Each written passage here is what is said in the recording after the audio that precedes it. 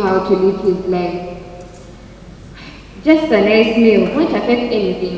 Live your life to the fullest, he always emphasized. Twala omukisa guno okubeebaza mwenna mu biti eby'enjawulo abazze okutuwerekerako ku mbaga ya mukwano gwange esembeyo mu bulamu bwe.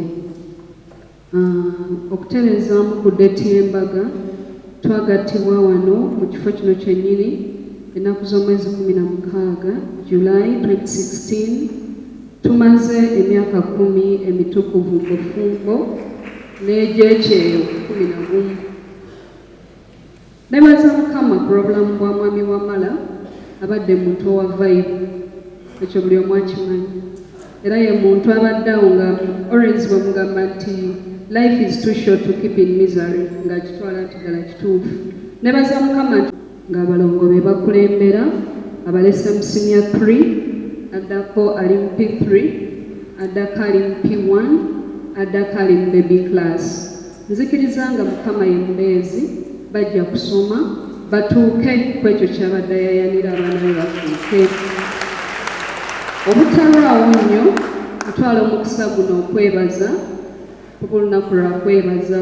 Olunaku lwa mwami Wamala teruliiko kungubaga yadde kubanga ye abadde Gazla yennyini. Ntwala omukisa ogwebaza Media Fraternity eyamuwa omukisa okubeera nga akazindala akakozeseza bulungi n'amanyika. Mwami Wamala abadde amanyiddwa, mwami Wamala akoze emikwano, ekyo kyo buli omu akijulira. Abadde muntu w'abantu, bw'otambula naye n'agamba wano waliwo gundi tusooke tumubuuzeeko, wano waliwo gundi katumubuuzeeko. Era nzikiriza nti tetugenda bavaako nga bwazze abatulaga, tugenda tutambula nammwe, katusuubire nti nammwe mujja tutambula naffe. Ntwala omukisa ogwebaza URA family, ofiisi ya Commissioner General gy'abadde akoleramu.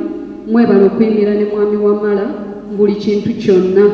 Mwebala okumubeererawo mu lugendo lwonna nga bwe lubadde. Mwebala okumulera kubanga ffenna tumanyi obudde obusinga omuntu abumala ku mulimu, naye mwebale mukuuma n'asobola okuddanga ewaka nga mulamu. Ntwala omukisa ogwebaza bamaama, bakojja, bataata, basinga ku sayidi y'omwami wange ne ku sayidi yange. Nebaza abantu ab'emabombwe gye tubeera abaatudduukirira ng'enkyuko etuguddeko, naye twebaza Katonda nti tebaatulekerera.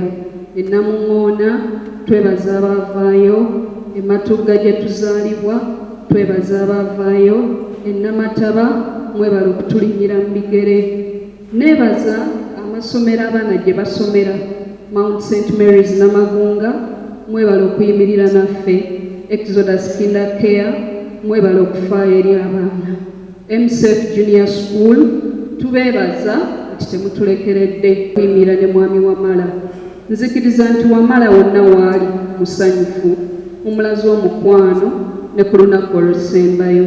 Ebiti bingi ebiri wano eno naye munzikirize sigenda kumenya nnyo. Mwenna tubeebaza abatambudde naffe mu lugendo luno. Mwenna mwebale. Mukama batuweera omukisa. Omwoyo gwa mwami Wamala Mukama agulamuze ekisa. Amin. Okusingira ddala kati esinga kubeerayo baana, naye n'ekyo nkyebaliza. Nagenda Namataba, mwami Lumanyika saagenda, naye yampasa okunzija ewaffe mu mwaka gwa 1998. Beetumba nga 12, era Mukama n'atuwa omukisa n'atuwa abaana nga Wamala oyo ye mwana wange omubereberye. Nebaza Katonda bingi ebituuseewo, naye Mukama ampadde amaanyi. Mwami wange yandekawo nga 2023 nga tumaze okuziika ekinywa ky'abaana baffe, naye Katonda n'asigalawo nga munya. Wamala oyo mwebalizaako nnyo. Ekituufu ng'omwogezi bw'agambye abadde byonna mu byonna gye ndi.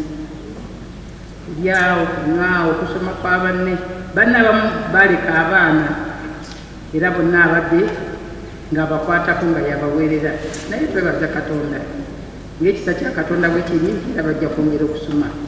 Mwebale nnyo mikwano gya Wamala abadde WBS mwenna gyakoledde kubanga newange mumanyiyo abaleeta mwebale nnyo okujja mwebale nnyo okumwagala.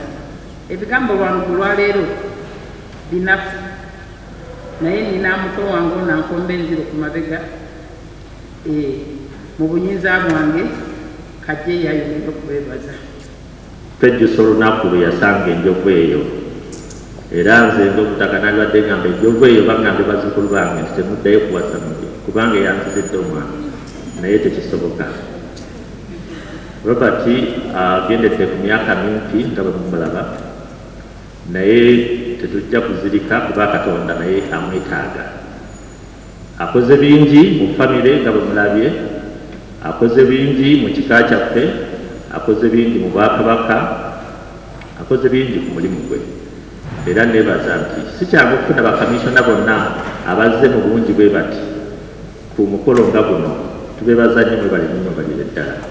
Mubakubire mu ngalo kubanga si kyangu nnyo okufuna bakamishona almost bonna bonna ne bagwayo.